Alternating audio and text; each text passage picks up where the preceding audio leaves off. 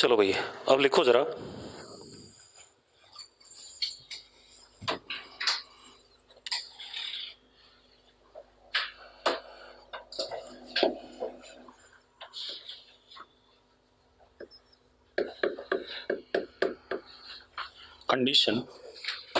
Condition for all light to emerge from prism. पिछली condition क्या पढ़ी थी हमने? कुछ भी ना इमर्ज करे। अब हम क्या पढ़ने जा रहे हैं कि सब कुछ इमर्ज करे। उसके लिए क्या कंडीशन है? क्लियर है? चलो देखो।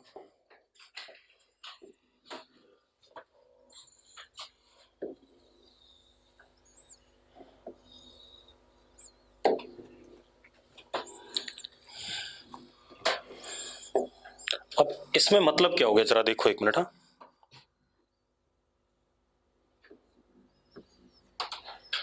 अगर आप ध्यान से देखो, एक मिनट।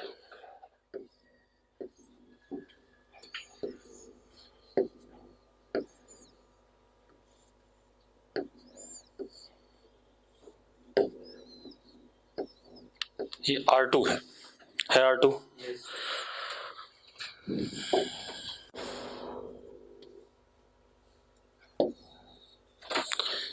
ठीक है। R2 मैक्सिमम, R2 की सबसे बड़ी वैल्यू अगर थीटा सी से छोटा हो जाए, ठीक है, इतनी बात तो लाइट बाहर निकलेगी कि नहीं निकलेगी? R2 की अगर सबसे बड़ी वैल्यू थीटा सी से छोटी हो जाए तो लाइट निकलेगी कि नहीं निकलेगी? क्लियर है? तो ये कहानी है। ठीक है, तो अब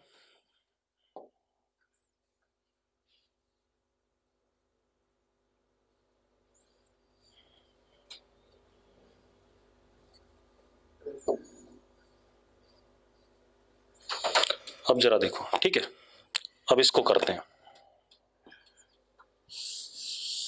मतलब कंडीशन क्या हो गई? कंडीशन ये हो गई कि इफ R2 maximum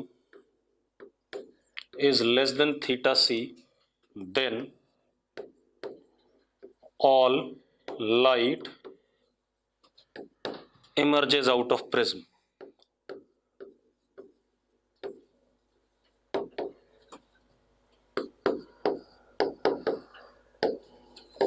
ऐसा होगा या नहीं होगा? ठीक है, चलो करते हैं भाई। अब एक बात बताओ, R2 मैक्सिमम कब होगा? जब R1 क्या होगा? मिनिमम। क्योंकि हमें पता है R1 plus R2 is equal to A। ठीक है, if R2 maximum then R1 minimum. हाँ या ना? और R1 मिनिमम कितना हो सकता है? 0 हो सकता है। अगर हम इस फेस पे लाइट किस पे डालें? 0 पे डालें। हाँ या ना? नॉर्मल इंसिडेंस पे डालें। क्लियर है? चलो अब जरा देखो, एक मिनट।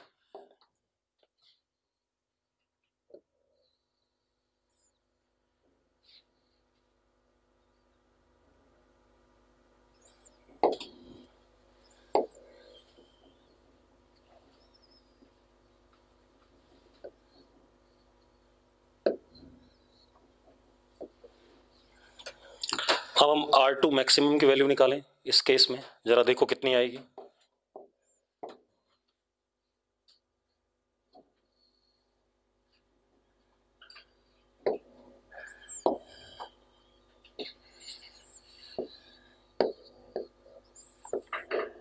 ये R2 मैक्स होगा या नहीं होगा? हाँ या ना? अब जरा देखो, ये A, ये 90, तो ये 90 माइनस A, तो R2 मैक्स कितना हो गया? A के बराबर हो गया। Therefore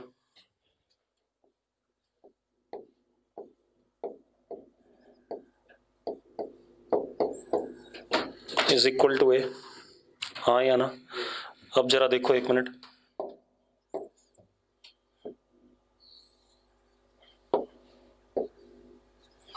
लाइट बाहर निकल रहा है इससे।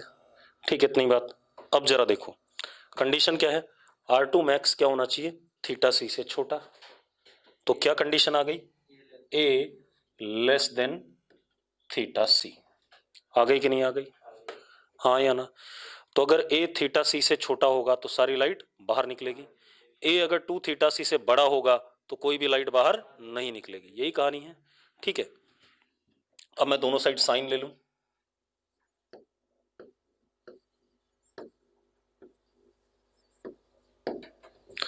Sign theta C can be written as what, 1/म्यू। तो क्या हो गया, mu less than cosec A. मतलब एक कंडीशन ये आ गई एंगल वाली, और ये अगर आप म्यू वाली कंडीशन लेते हो तो ये आ गई। जैसे वहां पर क्या आया था, याद करो, म्यू क्या आया था, mu greater than cosec A by 2 आया था। ठीक है भाई, क्लियर है,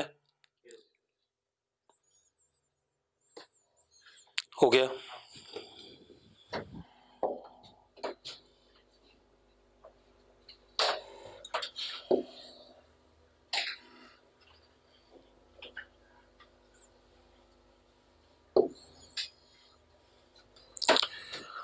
अब अगर मैं ये करना चाहूं कि कुछ लाइट निकल जाए और कुछ अंदर रह जाए, उसके लिए क्या कंडीशन होगी, partial emergence and partial TIR, ये करना चाहता हूं।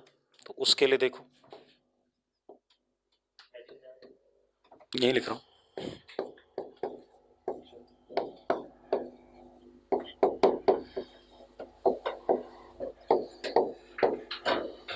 कुछ एंगल के लिए निकल जाए, कुछ एंगल के लिए अंदर रह जाए, पार्शियल इमर्जेंस और पार्शियल TIR। अब देखो जरा, ए क्या होना चाहिए, थीटा सी से बड़ा और 2 थीटा सी से छोटा, इसके बीच में खेलेगा, हाँ या ना। क्लियर भाई, सारी कहानी आ गई कि नहीं आ गई, ठीक है। अब जरा देखो, मिटा दें ये सब।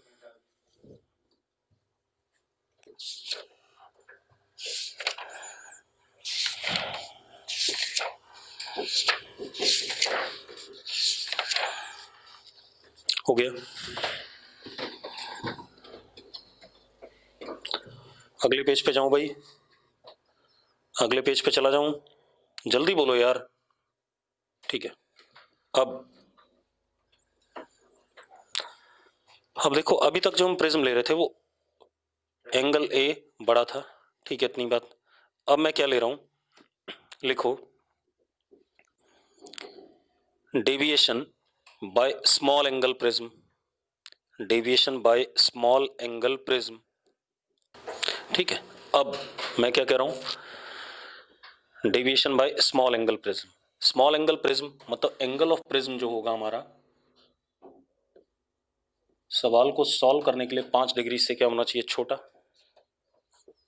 ठीक है, इसका मतलब दोनों जो सरफेसेस होंगे नियरली पैरेलल होंगे कि नहीं होंगे, नियरली क्या होंगे, पैरेलल्स होंगे, ऐसा ही कुछ है। ठीक है, हालांकि पैरेलल नहीं होंगे लेकिन पैरेलल होने की तरफ अप्रोच कर रहे होंगे। ठीक है, अब यानी कि इस केस में डेविएशन कम होना चाहिए, कि पैरेलल स्लैब में डेविएशन क्या होता है, कम होता है, ये हमें पता है, हाँ या ना। चलो,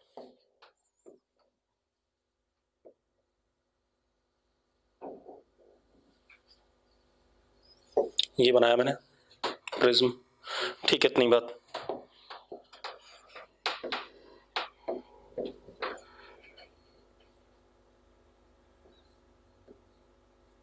एंगल ए, ठीक है, अब इस फेस पे लाइट पड़ेगी और उधर निकल जाएगी।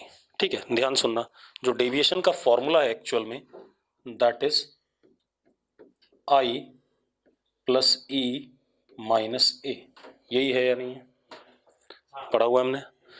अब जरा देखो एक minute, sine I is equal to mu sine R1, ये पढ़ा है आपने, पढ़ा है कि नहीं पढ़ा है। अब R1 छोटा एंगल होगा, ये बात तय है, R1 छोटा होगा या नहीं होगा, बोलो भाई। भाई R1 5 से तो छोटा ही होगा, क्योंकि R1 प्लस R2 5 डिग्री के बराबर होगा, या अगर 4 है तो 4 के बराबर होगा। तो R1 छोटा होगा, तो sine R1 can be written as R1, ठीक है। और म्यू की वैल्यू भी 2 से ज्यादा नहीं होगी। अगर ज्यादा हो गई ना 2 से ज्यादा, तो ओपेक मीडियम हो जाता है। हमें कैसा मीडियम लेना है? ट्रांसपेरेंट लेना है। यानी कि राइट हैंड साइड बहुत छोटा आएगा। अरे 4 डिग्री, अगर 2 डिग्री कहते हैं, तो अगर रेडियन में कन्वर्ट करें 2/180, सॉरी पाई, 2 इंटू पाई अपॉन 180, तो पॉइंट में कुछ आएगा। मतलब ये राइट हैंड साइड क्या होगा? बहुत छोटा होगा। राइट हैंड साइड छोटा होगा तो लेफ्ट हैंड साइड भी क्या होगा? छोटा होगा, ठीक है। तो इसका मतलब हम लिख सकते हैं I is equal to mu R1, लिख सकते हैं या नहीं?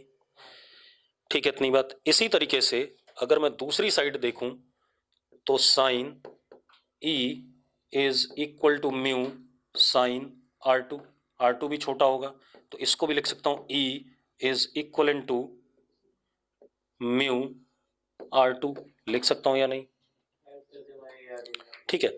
अब मैंने यहां डाल दिया I और E की वैल्यू, तो delta is equal to mu R1 plus R2 minus A, and R1 plus R2 is itself A, तो deviation is equal to mu minus 1 into A।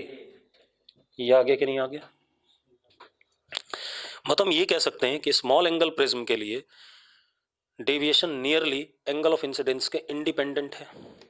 मैंने ये नहीं कहा इंडिपेंडेंट है, मैंने कहा नियरली इंडिपेंडेंट है, ठीक है। इतनी बात। ऐसा होता कभी नहीं है, ठीक है, लेकिन ऐसा कह सकते हैं। हेलो,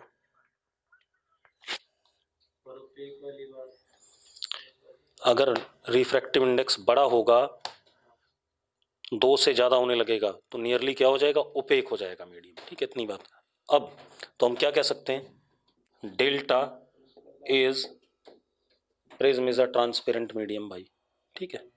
तो 2 से ज्यादा नहीं लेना है, ये मतलब हुआ। Delta is nearly independent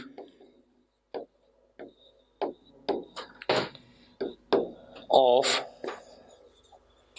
angle of incidence for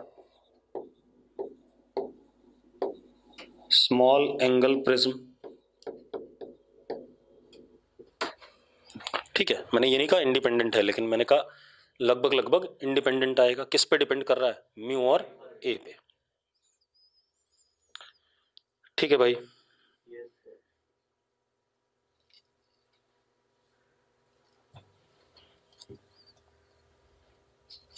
क्योंकि अगर आप ऐसे देखो ना, अगर आपको लग रहा है कि हम बड़े एंगल रख सकते हैं आई के, तो बेटा बड़े एंगल रखोगे तो इस फेस पे कभी जाएगा ही नहीं, क्योंकि ये दोनों लगभग लगभग क्या एक दूसरे के पैरेलल है, ठीक है। इतनी बात।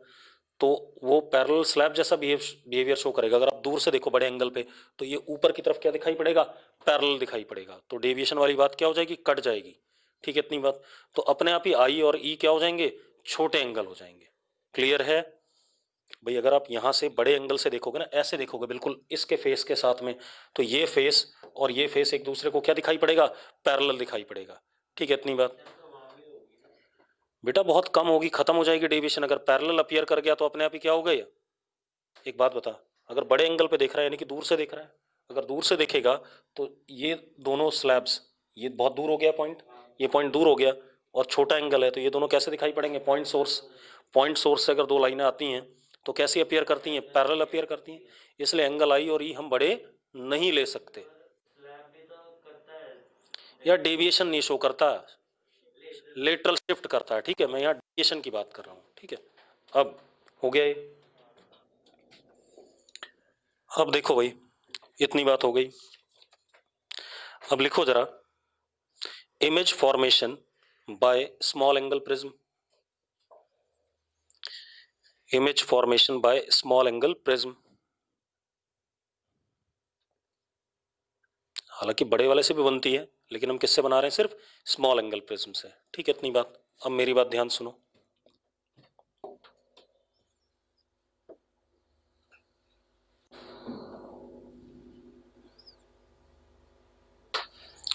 ये ले लिया हमने, ठीक है। इतनी बात। मान लो ये हमारे पास ऑब्जेक्ट है,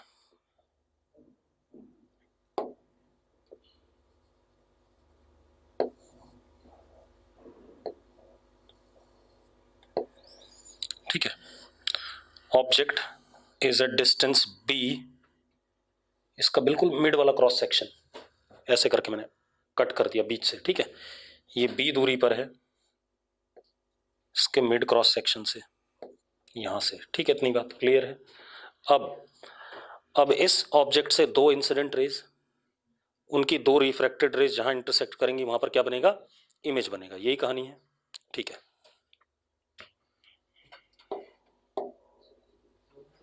अब एक बात बताओ, डेविएशन एंगल ऑफ इंसिडेंस पे डिपेंड नहीं करता है, ठीक है। तो मैंने एक इंसिडेंट ऐसे भेज दिया सीधे स्ट्रेट, ठीक है। अब एक चीज देखो, इसका जो डेविएशन होगा,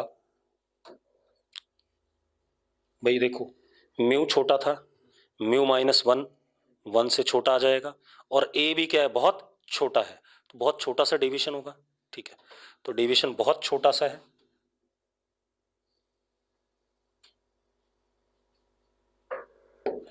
ये हमारा डेविएशन है, ठीक है। इतनी बात क्लियर है।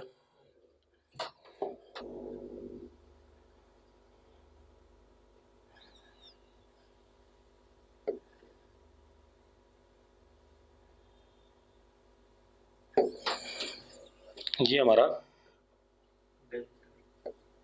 डेल्टा आ गया, ये इंसिडेंट और ये रिफ्रैक्टेड। अब एक दूसरी इंसिडेंस लूं, ठीक है, कोई भी, ठीक है। तो दूसरी इंसिडेंस लेते हैं, ध्यान से देखो,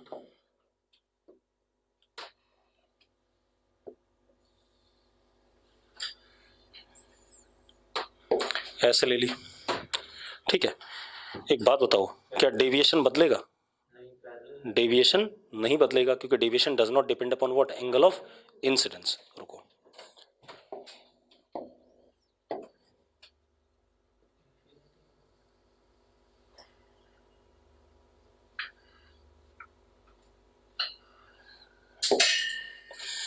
डेविएशन इतना ही एंगल होगा, बनाते हैं भाई।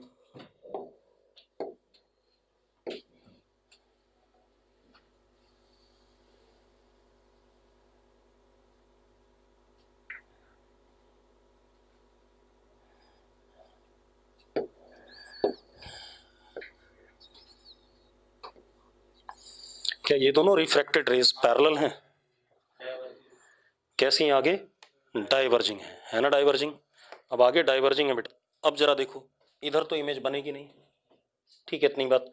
तो ऑब्जेक्ट तो हमें पता है कैसा है, रियल है, और ऑप्टिकल डिवाइस के बाद रिफ्रैक्टेड रेज क्या होगा, डाइवर्जिंग, तो इमेज वर्चुअल बनेगा। कहाँ बनेगा जरा देख लेते हैं भाई।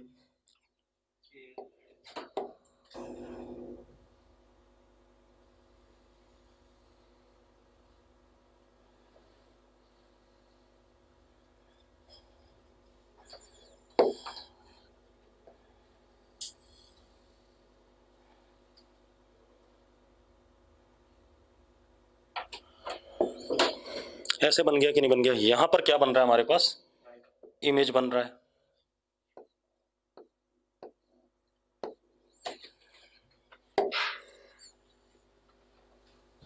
देखो भाई यहां पर क्या बन रहा है हमारे पास, इमेज बन रहा है। अब अगर आप ध्यान से देखो तो ये एंगल हमारा डेल्टा है या नहीं है, तो डेल्टा है, ठीक है, इतनी बात। ये लेंथ कितनी, बी, लगभग लगभग उसी के ऊपर बन रहा है, ज्यादा अंतर नहीं आ रहा है, क्योंकि बहुत छोटा एंगल था। तो इसकी जो इमेज बन रही है वो इस जगह पे बन रही है,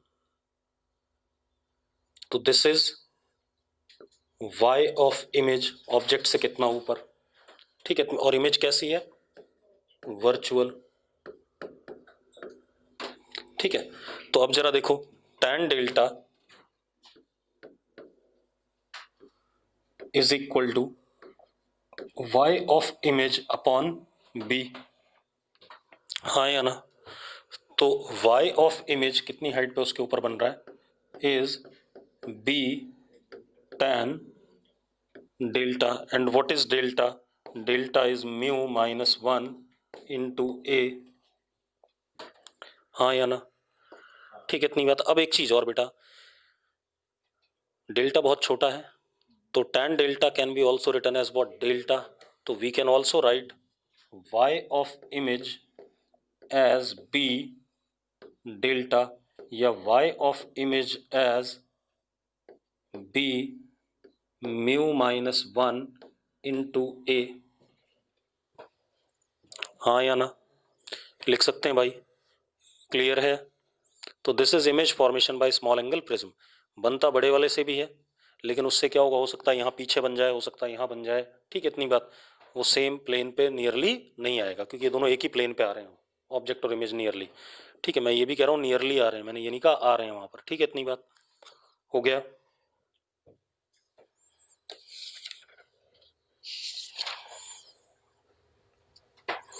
हम 2-3 सवाल कर लें प्रिज्म पे, उसके बाद बात करेंगे। हमारे पास ये एक प्रिज्म है, ठीक है, दिस इज प्रिज्म, ठीक। ये दोनों फेसेस इक्वल हैं, मतलब आइसोसेलेस प्रिज्म हो गया। कैसा प्रिज्म हो गया, लिखो isosceles prism, isosceles prism,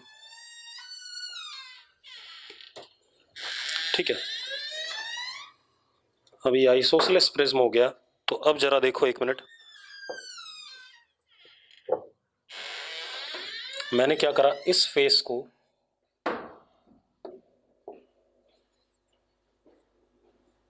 reflecting बना दिया, मिरर कर दिया इसे, ठीक है, इतनी बात। इस फेस को रिफ्लेक्टिंग कर दिया, ठीक है, क्लियर है। अब ray of light incident normally on this face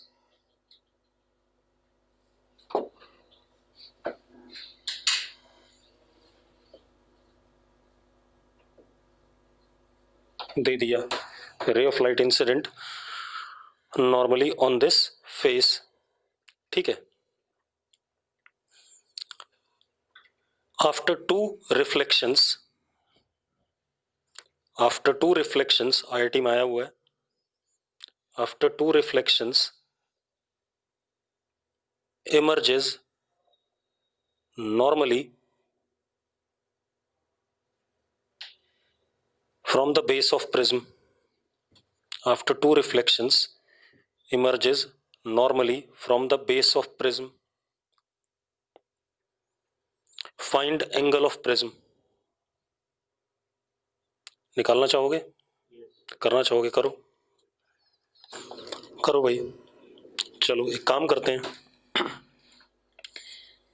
ये एंगल ए कह देते हैं, ठीक है, ध्यान सुनना बेटा, कोई बात नहीं। ये ए है, ये रेस सीधे आएगी, ऐसे आएगी सीधे, ठीक है।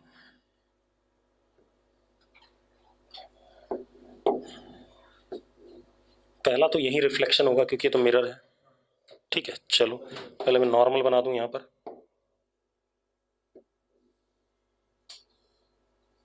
ये नॉर्मल बन गया। एक बात बताओ यार, ये एंगल ए है या नहीं है, तो जो रिफ्लेक्ट होगा वो भी ए पे ही होगा, होगा या नहीं।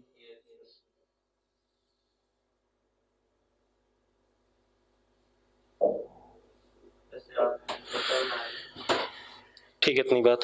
अब ये भी कितने पे हो गया, ए पे हो गया। This angle is also what, A, क्योंकि यहाँ रिफ्लेक्शन हो रहा है, ठीक है, इतनी बात। अब देखो जरा, सेकंड रिफ्लेक्शन यहाँ होना है, तो दैट वुड बी TIR, और तो कोई है नहीं पॉसिबल। तो ये TIR होने के लिए यहाँ नॉर्मल बनाते हैं बेटा,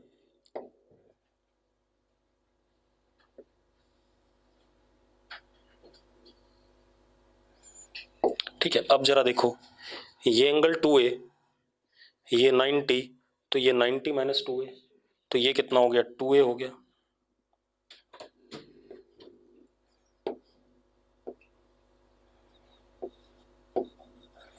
अब ये 2A हो गया, तो अब जरा देखो एक मिनट, अब यहां पे TIR हो रहा है, तो इसका मतलब ये भी ऐसे सीधे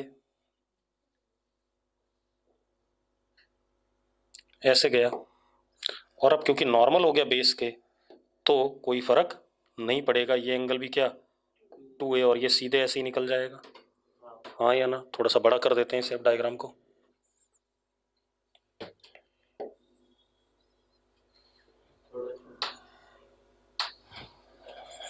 अब जरा देखो, ये 2a,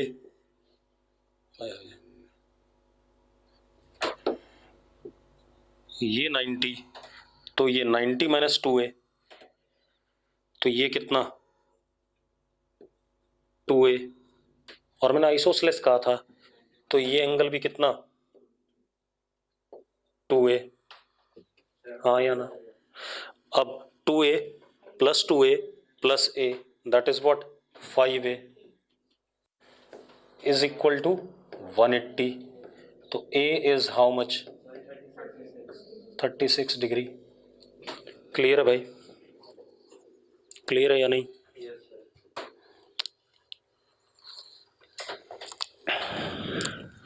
नोट कर लिया सबने? अब देखो भाई, अगली कहानी देखें हम। हमारे पास क्या बेटा,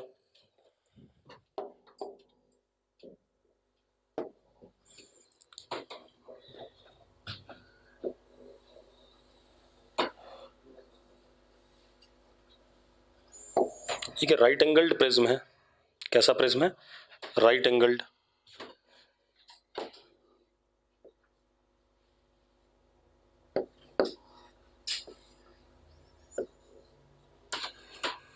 ठीक है, राइट एंगल्ड प्रिज्म, और इसका रिफ्रैक्टिव इंडेक्स √2।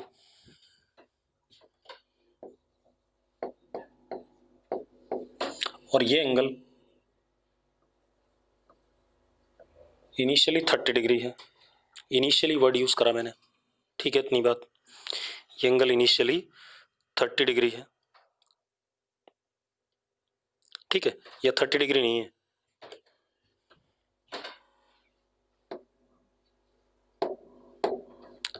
ये एंगल थीटा है, ठीक है, जो वेरी कर रहा है। ठीक है, अब जरा देखो एक मिनट, रे ऑफ लाइट इस फेस पे नॉर्मली पड़ रही है,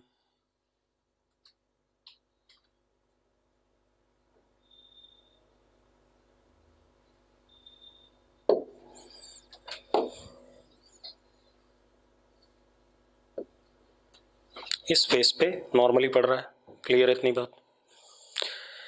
अब इस फेस पे नॉर्मली पड़ रहा है, लेकिन ये वाला फेस हमने ग्रेजुअली एंगल बढ़ाना शुरू करा फ्रॉम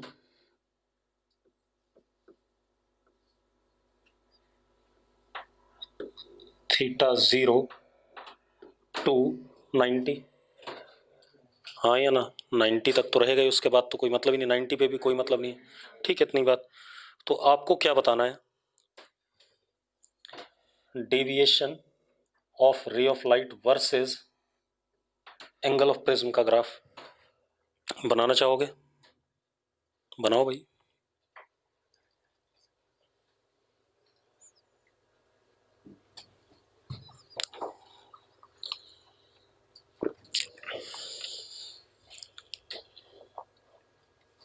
चलो, सबसे पहले बेटा एक मिनट ध्यान सुनना। पहले फेस पे कैसा पड़ रहा है? नॉर्मली पड़ रहा है। अगर पहले फेस पे नॉर्मली पड़ रहा है तो रिफ्रैक्टेड रे यही हो जाएगी सीधे। अरे हाँ या ना? कोई फर्क पड़ेगा? सीधे हो जाएगी, रिफ्रैक्टेड रे सीधी हो जाएगी। अब जरा देखो, अगर हम यहां नॉर्मल बनाते हैं तो ये एंगल इटसेल्फ कितना हो जाएगा? थीटा। अब निकम्मो थीटा हो जाएगा कि नहीं हो जाएगा? हाँ या ना? अगर थीटा क्रिटिकल एंगल से छोटा हुआ तब तो लाइट बाहर निकलेगी, और जब थीटा क्रिटिकल एंगल से बड़ा होने लगेगा तो लाइट बाहर नहीं निकलेगी। यस और नो? मानते हो या नहीं मानते हो? तो पहले तो मैं क्रिटिकल एंगल देख लूँ इसका। तो क्रिटिकल एंगल कितना आएगा? 45 sine theta C is equal to 1/√2। तो थीटा सी इज 45 डिग्री। हाँ या ना? अब एक चीज देखो, if theta between 0 to 45 degree, तो रे ऑफ लाइट बाहर निकलेगी, रिफ्रैक्शन होगा, ये ऐसे निकलेगा, ये एंगल हमारा E, और ऐसे जाना चाहता था, तो ये हमारा डेविएशन हो गया, हाँ या ना? Deviation is E minus theta, हाँ या ना? तो deviation is E minus theta, and what would be E, वो भी देख लेते हैं भाई, स्नेल्स लॉ, ठीक है, √2 sine theta is equal to sine E, हाँ या ना? तो वैल्यू डाल दो, deviation is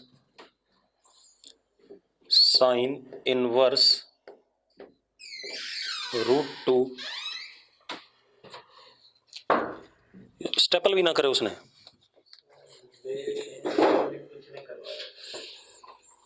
√2 sine theta minus theta, ये आ गया कि नहीं आ गया, देख लीजिए, आसान सा क्वेश्चन है, ये आ गया डेविएशन। अब इसके बाद, ठीक है, जब थीटा बड़ा हो जाए किससे, 45 से, तब क्या खेल होगा, ठीक है, मैं इसको छोटा कर दूं थोड़ा सा,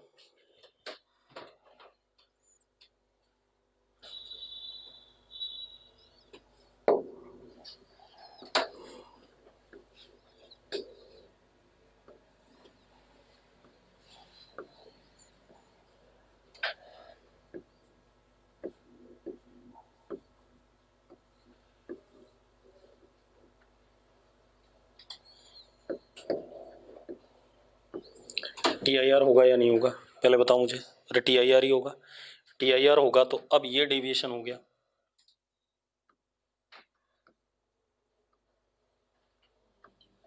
and deviation is pi minus 2 theta if theta greater than equal to 45 degree up to 90 degree हो, तो हमें पता ही है, हाँ या ना? बना लेते हैं भाई ग्राफ, ठीक है, इतनी बात। अब जरा देखो,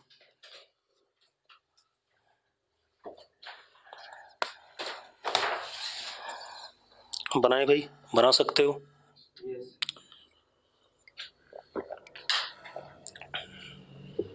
बना देते हैं,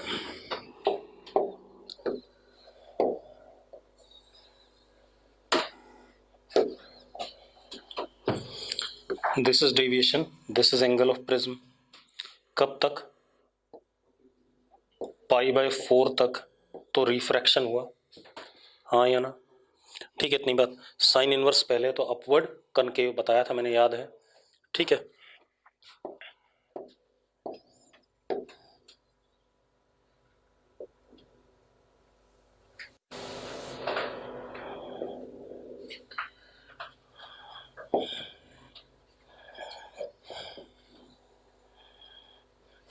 और π/4 डाल दो, ये हो जाएगा π/2 माइनस π/4, तो कितना आ जाएगा, π/4 आ जाएगा।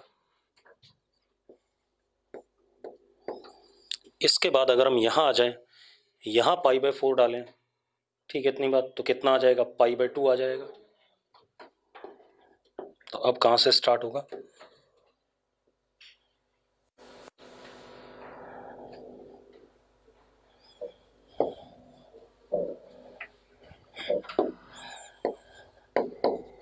और अब क्या आएगा, स्ट्रेट लाइन,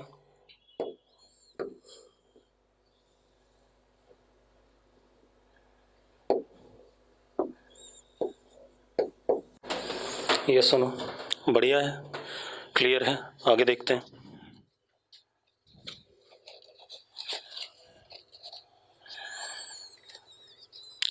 हो गया,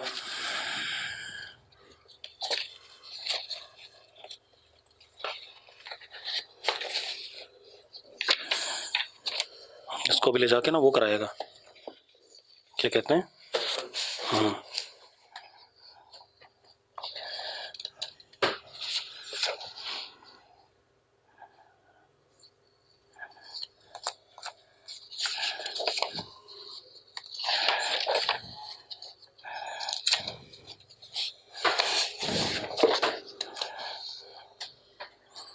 अब देखो एक और बढ़िया क्वेश्चन, मिटा दूं इसे।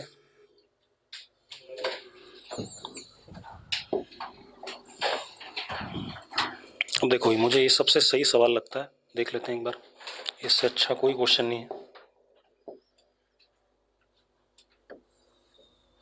हमारे पास कोई ये प्रिज्म है, ठीक है, इतनी बात। अगर ये क्वेश्चन कर लिया ना तो एडवांस के क्वेश्चन कर सकते हो।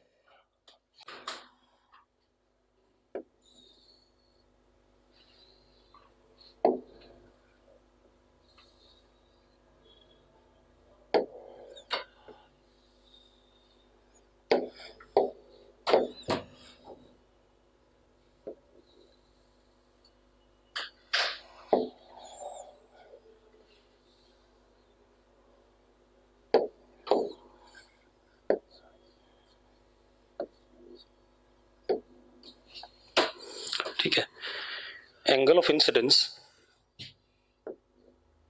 53 degree, angle of emergence 37 degree, ठीक है, इतनी बात। If angle I is now made 50 degree, अगर एंगल ऑफ इंसिडेंस मैंने 50 डिग्री कर दिया, देन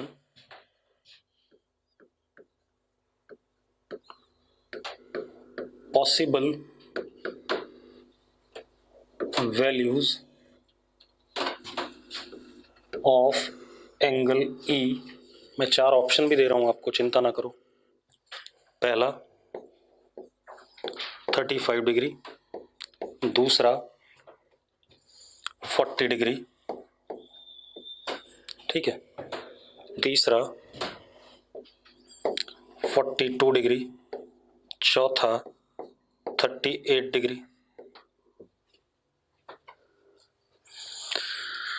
करो भाई,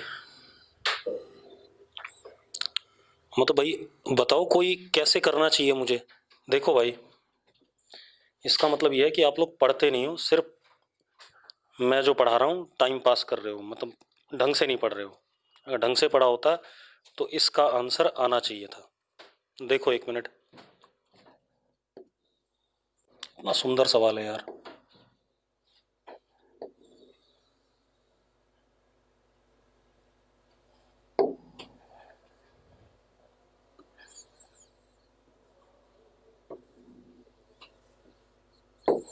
हमने ऐसा कोई ग्राफ बनाया हुआ है कि नहीं बनाया हुआ है? बनाया हुआ है ना, ठीक है।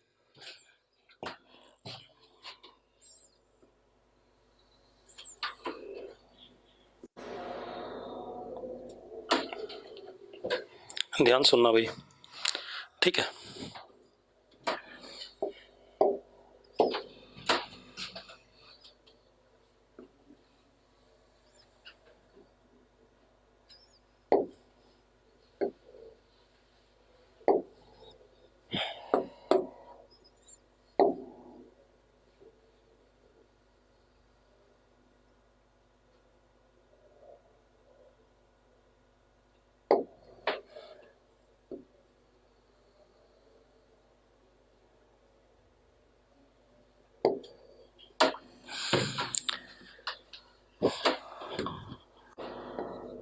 आई 53 डिग्री और ये ई 37 डिग्री, ऐसा ही है या नहीं है?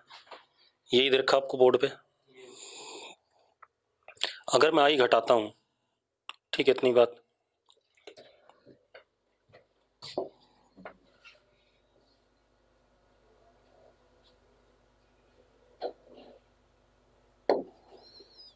मैंने बताया हुआ तब भी मर रहे हैं।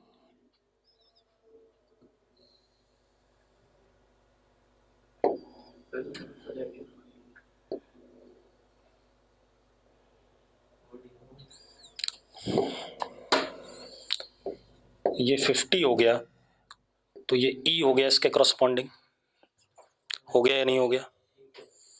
तो एक बात बताओ, डायग्राम से दिख रहा है ई ग्रेटर देन 37 डिग्री,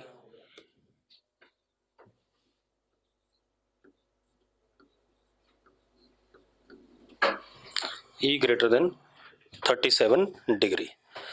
एक तो ये आ गया, और कुछ चेक करो भाई। ठीक है, एक काम करो, ये डेविएशन 1 था और ये डेविएशन 2 था, बाद वाला है ना। Deviation 1 I plus E minus A, तो 90 minus A. Deviation 2 I is 50 plus E minus A. हाँ या ना? कौन बड़ा है, डेविएशन 1 या डेविएशन 2? डेविएशन 1 बड़ा है, तो डेविएशन 1 ग्रेटर देन डेविएशन 2, ऐसा लिख सकता हूं। अगर मैं ऐसा लिखता हूं तो जरा देखो, 90 माइनस ए greater than 50 plus E minus ए, ई लेस देन 40, ई लेस देन 40, तो ई हमारा आया 37 से बड़ा 40 से छोटा। चलो एक और करते हैं।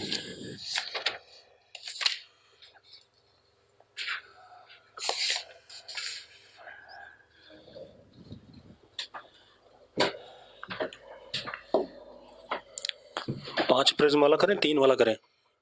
5 वाला खुद कर लेना, 3 वाला मैं कर देता हूँ। 3 वाला कराऊंगा फिर तो।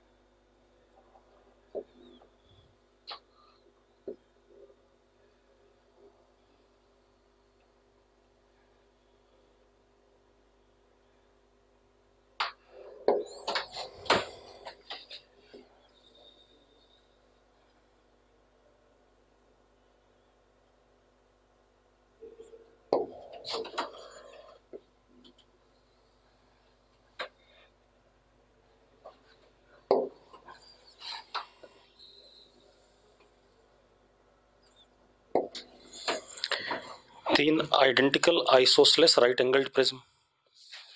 राइट एंगल्ड कैसे? ये 90 आइसोसलेस हैं, तीनों राइट एंगल्ड हैं और कन्फिग्रेशन में आइडेंटिकल है। ठीक है, पहले का रिफ्रैक्टिव इंडेक्स μ1, दूसरे का μ2 और तीसरे का μ3।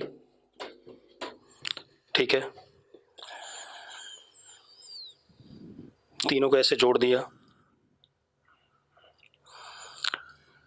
अगर पहले वाले पे रे इंसिडेंट हुई, ठीक है, और वो फाइनली तीसरे वाले से अनडेविएटेड निकलती है, ठीक है, लिखो जरा, if ray incident on first surface finally emerges undeviated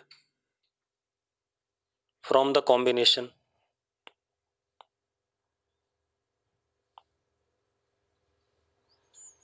then relation between mu1 mu2 and mu3, relation between mu1 mu2 and mu3 करना चाहोगे?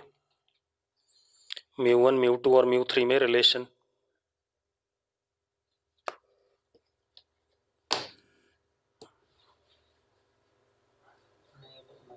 नहीं करना चाहेगा? चलो मैं कर देता हूं फिर।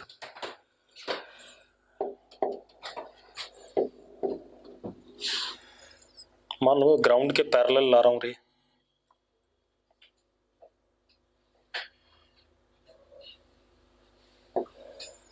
इंसिडेंट वाली, ठीक है, इतनी बात।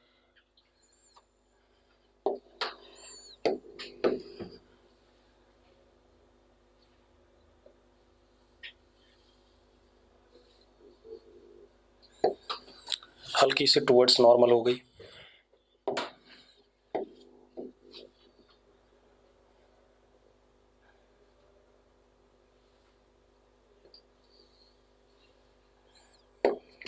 ऐसे हो गई। दूसरा कलर ले लो भाई।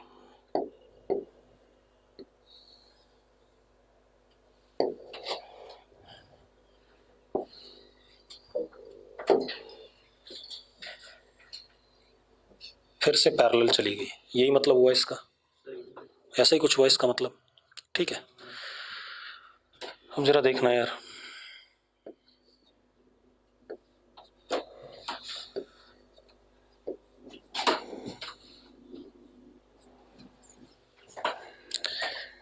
ये 45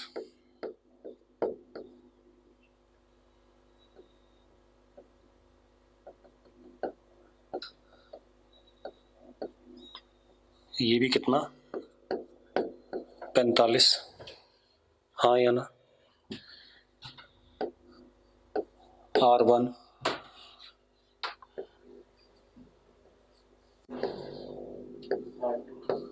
R2 R3 R4 R5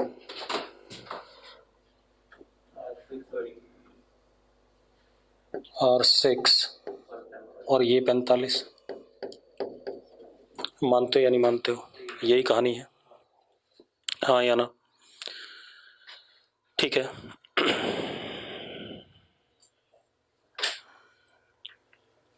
अब आप एक चीज देखो, पहले फेस पे रिफ्रैक्शन, ठीक है, 1/√2 is equal to μ1 sign R1, हाँ या ना। R2 will be what, 90 minus R1, ठीक है, इतनी बात। तो दूसरे फेस पे μ2 sign 90 minus R1, sign 90 minus R1 इतना cos R1 is equal to μ1 होगा ना, यहाँ तो μ1 ही होगा ना, अभी तो इसी में है, ठीक है, इतनी बात। इधर आ गया μ2 साइन R3, दूसरी इक्वेशन। अब μ2 साइन 90 माइनस R3, तो μ2 cos R3 is equal to μ3 sine R5, ये सुनो।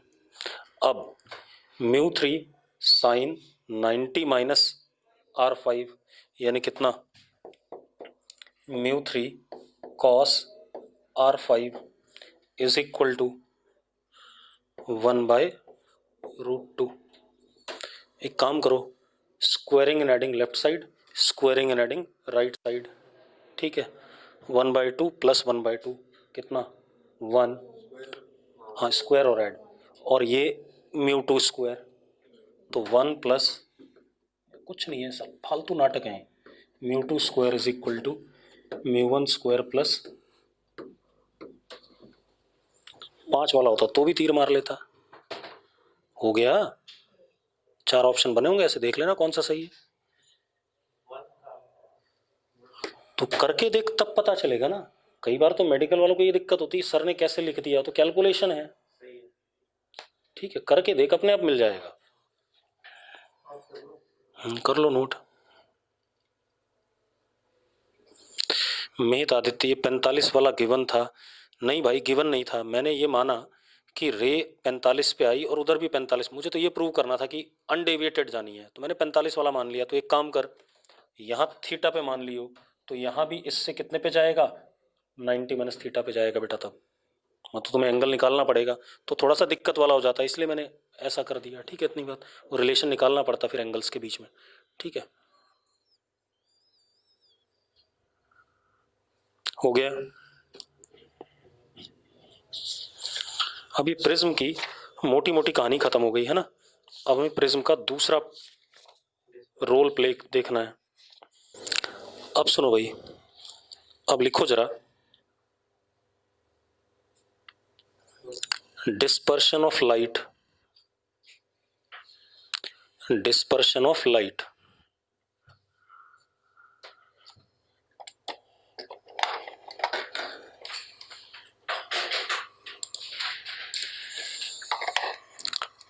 अब डिस्पर्शन ऑफ लाइट, अभी तक जब भी हम प्रिज्म पे लाइट इंसिडेंट करा रहे थे तो मोनोक्रोमेटिक थी, सिंगल वेवलेंथ वाली।